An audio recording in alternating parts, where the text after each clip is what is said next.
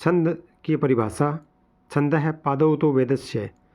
छंद को वेद का चरण कहा गया है। छंद में यति शब्द का प्रयोग होता है। यति का अर्थ होता है विराम या रुकना।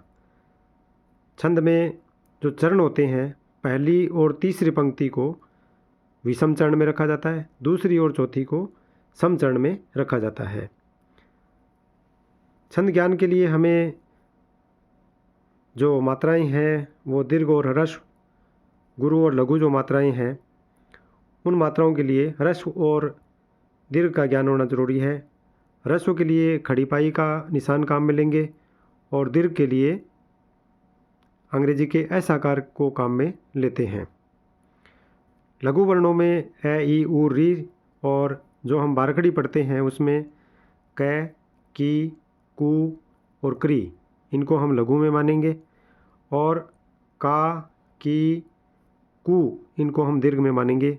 इसके अलावा के, कई, को, कऊ, कंग और कह इनको भी दीर्घ में ही मानते हैं।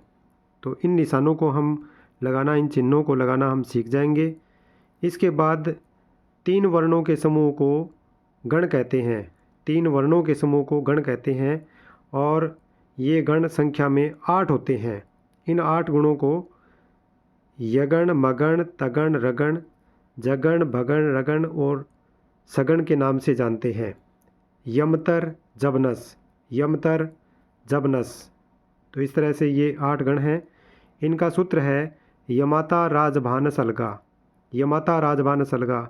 इन पर हम गण चिन्ह जब लगाते हैं तो यह जो लघु है तो खड़ी पाई, मा, ता और रा ये दीर्घ हैं। आ की मात्रा है इसलिए अंग्रेजी का ऐसा आकार लिख देंगे। फिर जय लघु है तो खड़ी पाई, फिर भा में दीर्घ रूप, न में लघु, स में लघु, ल में भी लघु और गुरु गा का जो गुरु चिन्ह है उसको लगा देते हैं। इन चिन्हों की सहायता से हम छंद जो है उनकी पहचान करना सीख जाते हैं। उसके बाद हम छंदों पर चलते हैं। छंद 2 प्रकार के होते हैं, मात्रिक और वर्णिक। मात्रिक छंदों में आर्या छंद जो है वो पाठ्यक्रम में रहता है। आर्या छंद में पहली और तीसरे चरण में जो विषम चरण है, पहला और तीसरा, उसमें 12-12 मात्राएं होती हैं। पहले और तीसरे में 12-12 मात्राएं होती हैं। दूसरे में 18 मात्राएं होती हैं। तो शुरुआत में 12-18 इनको हम ऐसे देखेंगे, ये पहला चरण हो गया, ये दूसरा चरण हो गया, ये तीसरा चरण हो गया और ये चौथा हो गया। तो पहले में 12, दूसरे में 18, 12, 18, 30 इस तरीके से हम याद रखेंगे। पहले 12 और फिर 18। हालांकि रीट में ऐसा कोई प्रश्न नहीं पूछा जाता है क्योंकि उसमें श्लोक दिया हुआ आएगा और आपको छंद का नाम पूछेगा, इसलिए छंद की ही पहचान हमें करनी है। लेकिन अन्य परीक्षाओं में आपको यह परिभाषा बहुत काम आएगी, यह लक्षण आपको निश्चित तौर पर फ़ायदा पहुंचाएगा।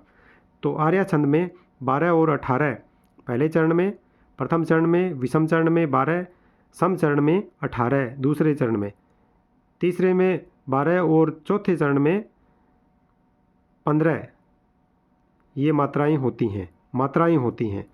इसके बाद हमारे पाठ्यक्रम में वर्णिक छंद हैं।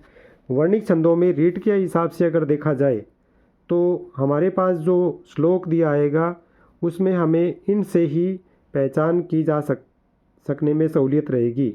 अनुष्टुप में 8 वर्ण होंगे, इंद्र वज्रा में 11 वर्ण होंगे, उपेंद्र वज्रा में 11 वर्ण होंगे, उपजाति में 11 वर्ण होंगे, वंशस्थ द्रुत विलंबित भुजंग पर्यातम में 12-12 वर्ण होंगे, वसंत तिलका में 14, मालिनी में 15, शिखरणी में 17, मंदाक्रांता में 17, शार्दूल विकीर्तम में 19 और श्रगधरा में 21 वर्ण होते हैं। अगर इंद्र वज्रा, उपेंद्र वज्रा उपजाति को देखें तो इनमें 11-11 हैं, वंशस्थ द्रुत विलंबित और भुजंग पर्यातम में 12-12 हैं, शिखरणी और मंदाक्रांता में 17-17 हैं। इसके साथ में आप यह भी देख रहे हैं कि जो मालिनी छंद है उसमें हम 15 पर, 8 और 7 पर यति कर रहे हैं। यति का अर्थ यहाँ बताया था विराम या रुकना, विराम या रुकना। यति का अर्थ बताया था विराम या रुकना। अर्थात जब हम छंद को पढ़ते हैं तो उस समय मालिनी में 8 पर पहले रुकेंगे, उसके बाद 7 पर रुकेंगे। तो पहले चरण में 15, प्रत्येक चरण में 15 वर्ण हो जाएंगे।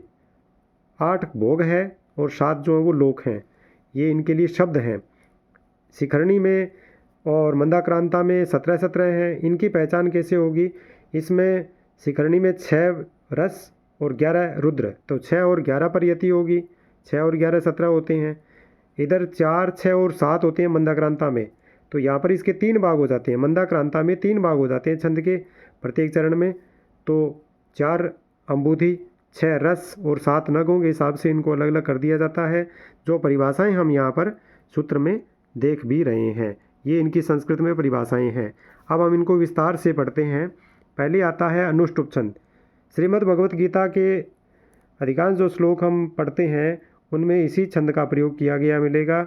और पाठ्यक्रम में अगर ऐसा श्लोक आता है जिसको अगर हम 10वीं की परीक्षा में संस्कृत में लिखते थे, उसमें भी यही श्लोक हम ज़्यादातर लिख कर के आते थे, क्योंकि याद करने में ये आसान रहता था। इसमें 8 वर्ण होते हैं।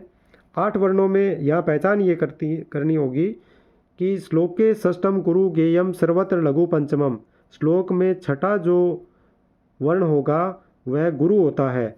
छठा गुरु होता है, छठा गुरु होता है, छठा गुरु होता है। और 5वां जो है वो सर्वत्र लघु पंचमम, 5वां जो है वो प्रत्येक चरण में लघु होता है, अर्थात ह्रस्व होता है, छोटा होता है।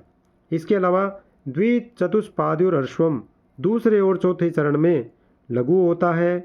और सप्तमम दीर्घम वन्यो, 7वां जो अक्षर होता है इसमें प्रत्येक चरण में जो 7वां अक्षर होता है वो पहले और तीसरे में तो गुरु होगा, पहले और तीसरे में तो गुरु होगा, दूसरे और चौथे में लघु होगा। ये अनुष्टुप छंद की पहचान है। 5वां अक्षर लघु होगा प्रत्येक में, और छठा जो है वो गुरु होगा, और 7वां जो है वो पहले गुरु फिर लघु, पहले गुरु फिर लघु। इस तरह से हम अनुष्टुप छंद को आसानी से पहचान लेंगे।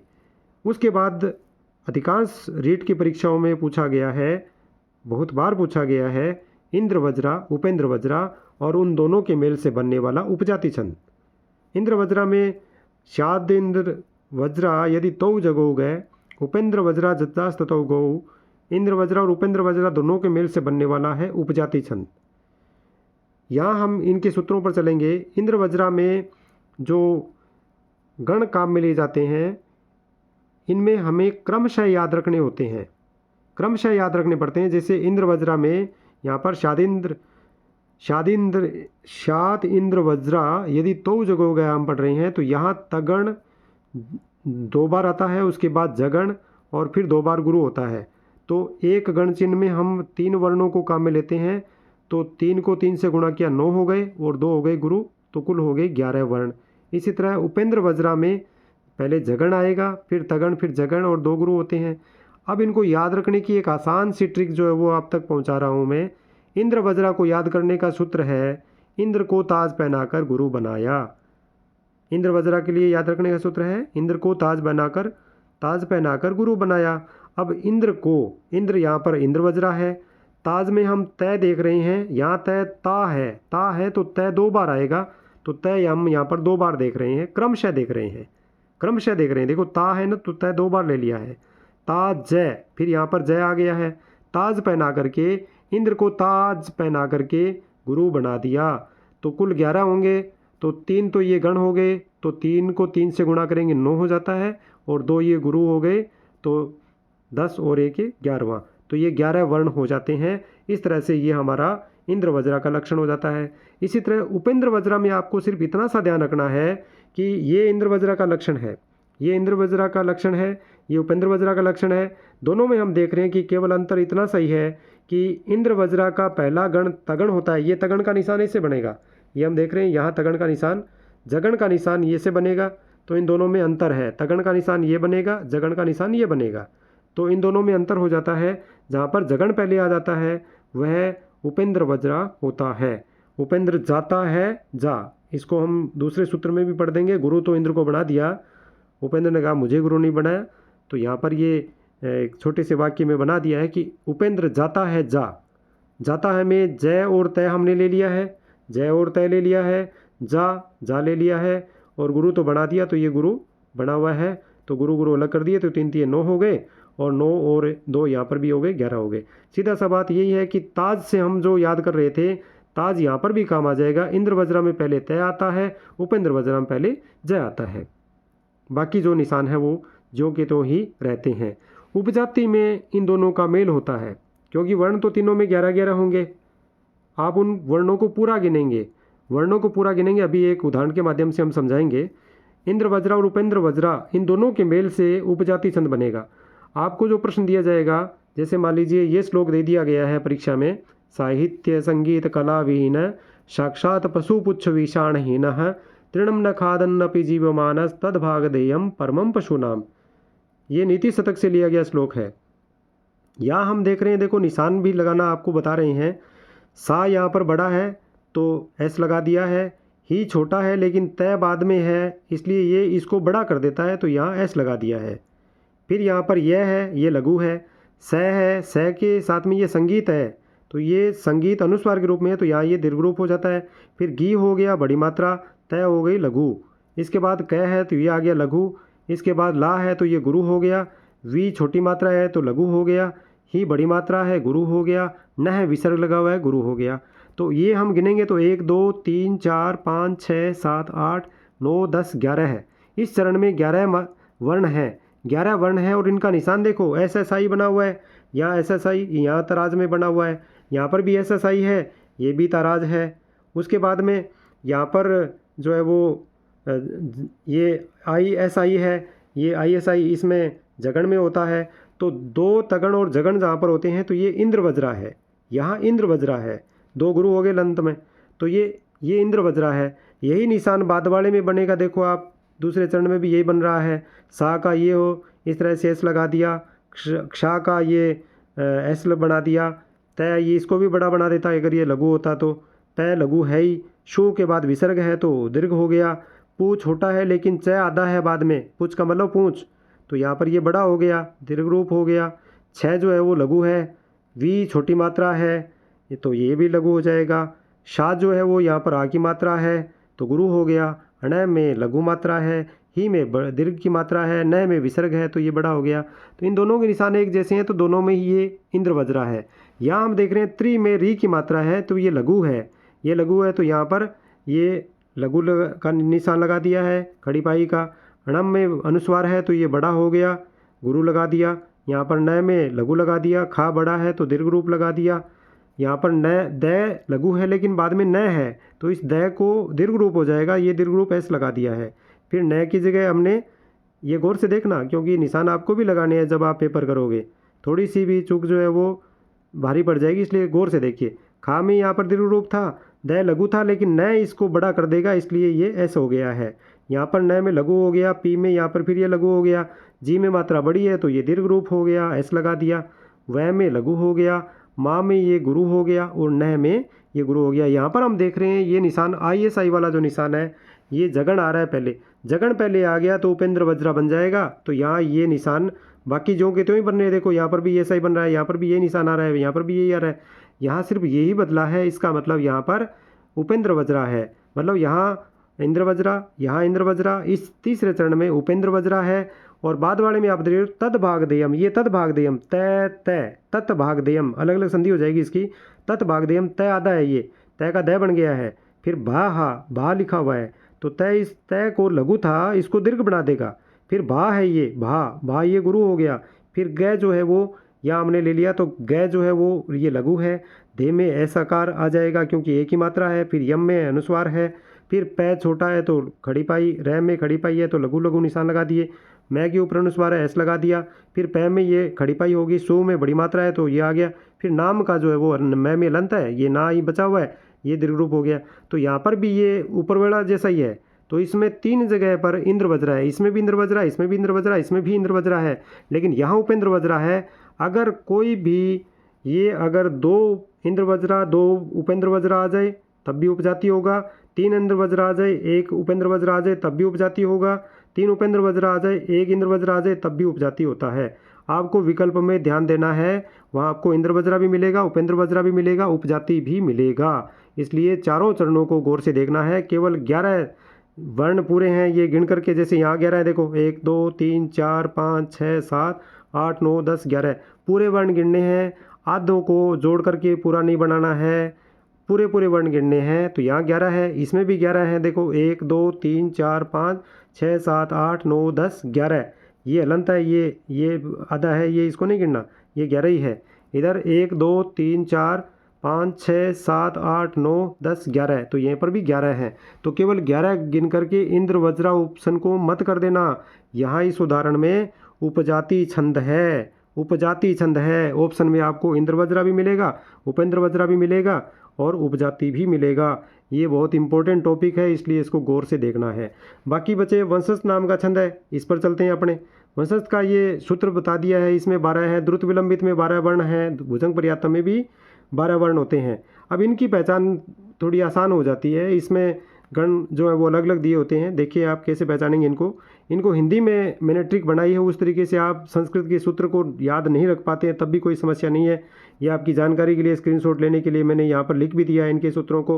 लेकिन आपको इनकी क्रमशः क्या वर्ण रहेगा, वर्ण क्रम रहेगा, वो याद रखना है। जैसे वंशज छंद का वर्ण क्रम क्या रहेगा, वंशी जाता जरा, ये हिंदी ट्रिक है मेरी। ये छंद आपको हिंदी में भी बराबर उपयोगी हैं। यहाँ वंशी जाता जरा, ये मेरा सूत्र है। वंशी मतलब वंशज नाम का छंद हो गया। जाता में से जगण आएगा पहले, ये आ गया जगण पहले। तगण आएगा, ये तगण आ गया। जाता का तय आ गया। जरा में जय और रह, जय और रह। 4 गण हो गए, जगण तगण जगण रगण, ये क्रम रहेगा। 4 को 3 से गुणा कर दो 12, और ये वंशज में 12 वर्ण ही होते हैं। नेक्स्ट है द्रुत विलंबित। द्रुत विलंबित का ये छंद हो गया संस्कृत का लक्षण। उसके बाद में मेरे हिंदी की इसकी परिभाषा ट्रिक देखिए क्या बनाई है मैंने। दूर से नभ भरा हुआ दिखता है, दूर से, दूर का मतलब द्रुत विलंबित, दूर का मतलब द्रुत विलंबित। दूर से नभ भरा हुआ दिखता है। अब देखो दूर से मतलब द्रुत विलंबित छंद का नाम भी आ रहा है।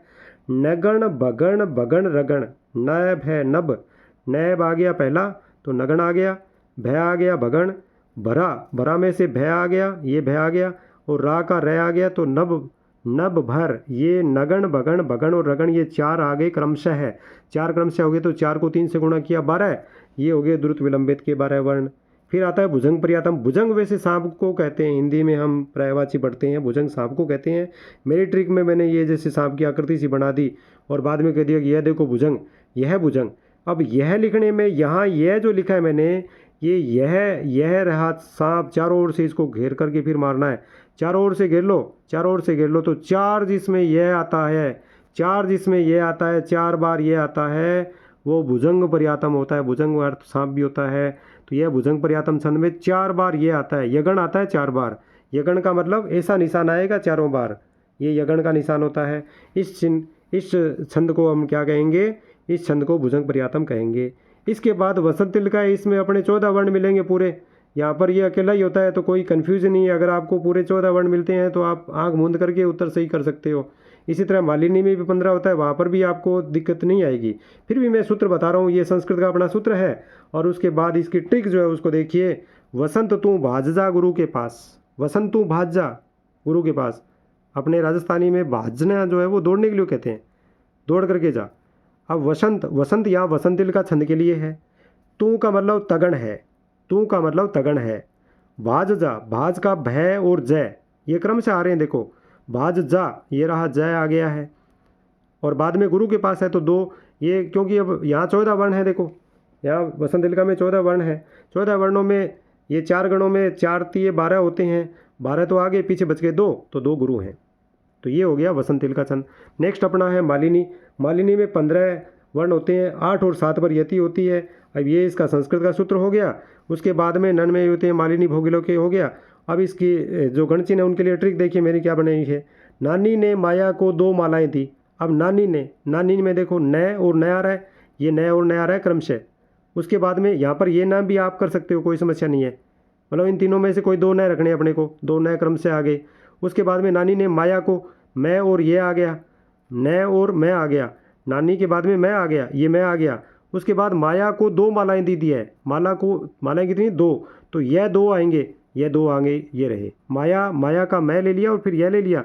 यह बताने के बाद यह के साथ में हमने 2 लिख दिया है, तो यह को 2 बार लेना है, यह को अंत में 2 बार लेना है। 2 मालाएं दी, माला दी है तो मालिनी छंद के लिए यहाँ माला लिख दिया गया है सूत्र में। तो नानी ने माया को 2 मालाएं दी, इससे हम नय नय मैं ये 5, ये 5 गण हैं। तो इसमें गुरु लघु का कोई चक्कर ही नहीं है। इसमें 5 को 3 से गुणा कर लो 15, ये मालिनी में 15 वर्ण हो गए। इसके बाद 2 में फिर शिखरणी और मंदाक्रांता और आ जाते हैं। 2 में शिखरणी और मंदाक्रांता ये 2 आ जाते हैं। लेकिन यहाँ थोड़ा सा आपको कॉमन सेंस से भी अपने से ही कर सकते हैं। यहाँ जो यति होती है ना, वो मंदाक्रांता में 4, 6, 7 पर होती है, मतलब इसके प्रत्येक चरण में 3 टुकड़े होते हैं, जबकि शिखरणी में 6 और 11 पर यति होती है। आपको पूरा शब्द मिल जाएगा वहाँ पर, हिंदी में भी आप इसको आसानी से पहचान पाओगे, यहाँ पर भी यही होगा। तो रसे रुद्रे छिन्ना यमन सब लागा शिखरणी, इसी तरह मंदाक्रांत अम्बुदी रस न गई मोह बनऊ तो गए युग्मम, ये सूत्र हो गया। अब इनको याद रखने के लिए यहाँ अपने सूत्र पर चलते हैं। शिखरणी के लिए जो सूत्र है, शेखर यहाँ मन सबका भी लग जाता है, शेखर यहाँ मन सबका भी लग जाता है। शेखर, शेखर मतलब शिखरणी। यहाँ में से हमें यह लेना है, क्योंकि है पर तो कोई गण है नहीं। ऊपर देखो आप, है में कोई गण है नहीं, है का कोई है नहीं, तो यहाँ यगण है। यहाँ में से यह लेना है अपने को मन, मन में फिर मगन लेना है। ये देखो यगण मगन, फिर नगण, मन है ना मन, तो यगण यहाँ मन, यगण शेखर, शेखर तो आ गया शिखरणी के लिए।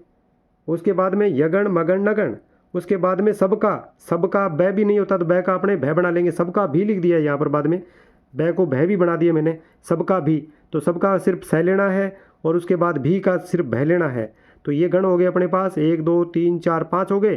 5 को 3 से गुणा करेंगे 15। फिर सबका भी लग जाता है, ये लिखा है लग, तो लघु आएगा पहले, फिर आएगा गुरु। लग में ले लेना है लघु, फिर लेना है गुरु। ये सिर्फ एक लघु वाला सिर्फ एक यही शिखरणी रहेगा, जिसमें सेकंड लास्ट जो है वो लघु होगा, बाकी अंतिम जो होता है वो गुरु होगा। तो सेकंड लास्ट लघु होगा। लग जाता है, लग लिखा है यहाँ पर देखो, लग जाता है, तो लघु गुरु, लय का मतलब लघु, गय का मतलब गुरु, लग जाता है। तो ये 5 3 15, 15 और 2 ये हो गए, एक लघु एक गुरु क्रमशः है, तो ये हो गए 17। तो शिखरणी में 17 वर्ण होते हैं। इसके बाद मंदाक्रांता, मंदाक्रांता में भी 4 6 7 पर यति होगी, ये ध्यान रखना है मंदाक्रांता में। और मंदाक्रांति के लिए जो हम मंदाक्रांता के लिए जो है इसका सूत्र जो है वो हमारा ये रहेगा, कांता मैं बनाती, मैं बनाता, मैं बनाती लिख देता हूँ, मैं बनाती धीमे तू बनाती तेज, तू बनाती तेज। तैयारी कर रही है रीट की, संस्कृत पढ़ रहे हैं, संस्कृत की तैयारी कर रही है कि तू रोटी बहुत धीमे बनाती है, खाना बहुत धीमे बनाती है, मैं तेज़ बनाती हूँ। कांता यहाँ पर, कांता यहाँ पर हमारे लिए मंदाक्रांता है, मंदाक्रांता है। मैं बनाती, मैं का यहाँ पर मगन आ गया है, बै का हम भय बना लेंगे, बै का भय वर्ण कर दिया है।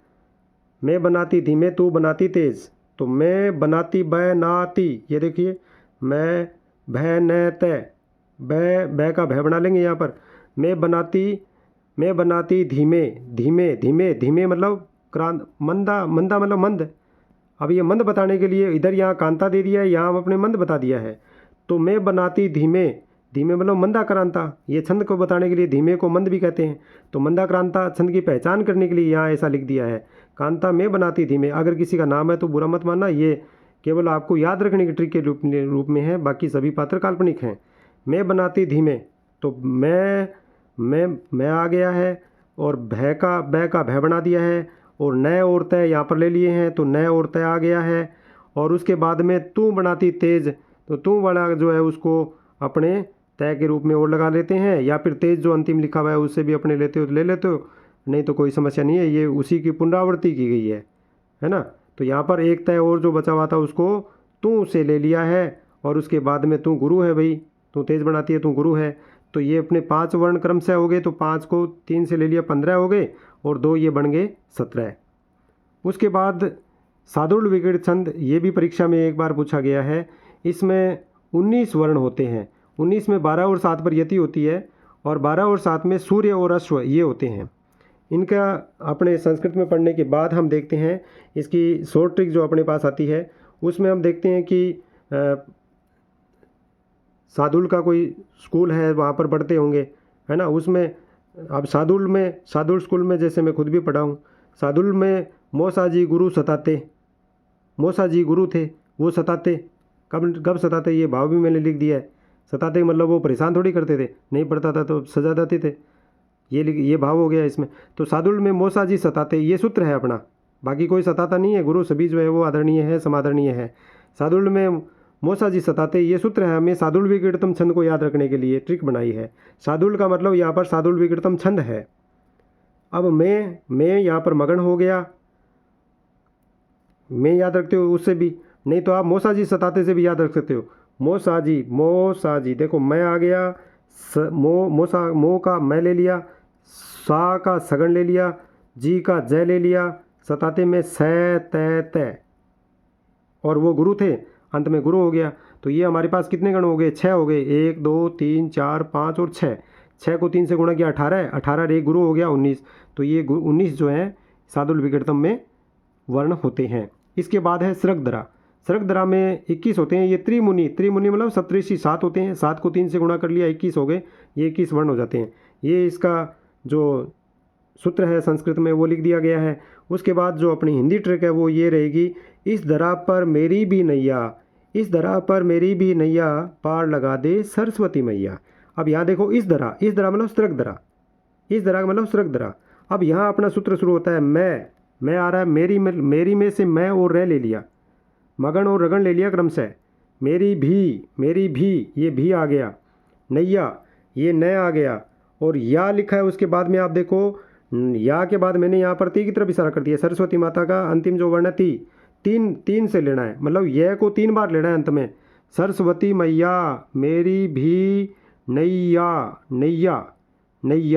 मेरी भी नैया, मैं मगन हो गया, री रगन हो गया, भी भगन हो गया, नैया में से नगन हो गया, और या में से यगन ले लिया, और उसके बाद सरस्वती का 3 बार ले लिया। तो यगन जो अंत में आ रहा है ये 3 बार आ जाएगा। 3 बार यगन हो गया अंत में, तो ये 3 बार यगन हो गया। इस तरह से 1 2 3 4 5 6 7, इसमें सारे के सारे गण ही होते हैं। 7 गणों का प्रयोग कर लिया। 3 बार यति होती है त्रिमुनि, 7 पर यति होती है, 7 21 वाला सबसे बड़ा जो होता है वो ये सृगधरा ही छंद होता है। तो इस तरह से सरस्वती मैया को जो हमने प्रार्थना अंत में की है, मैं ये मानता हूँ कि आप लोग सरस्वती मैया आप पर जो है वो कृपा बरसाएं, और आप छंद से संबंधित कोई भी प्रश्न गलत करके नहीं आए, छंद में आपके पूरे के पूरे सही नंबर मिलें, और यह टॉपिक हिंदी और संस्कृत दोनों में समान रूप से उपयोगी रहेगा और सभी परीक्षाओं में बराबर उपयोगी रहेगा। जय हिंद।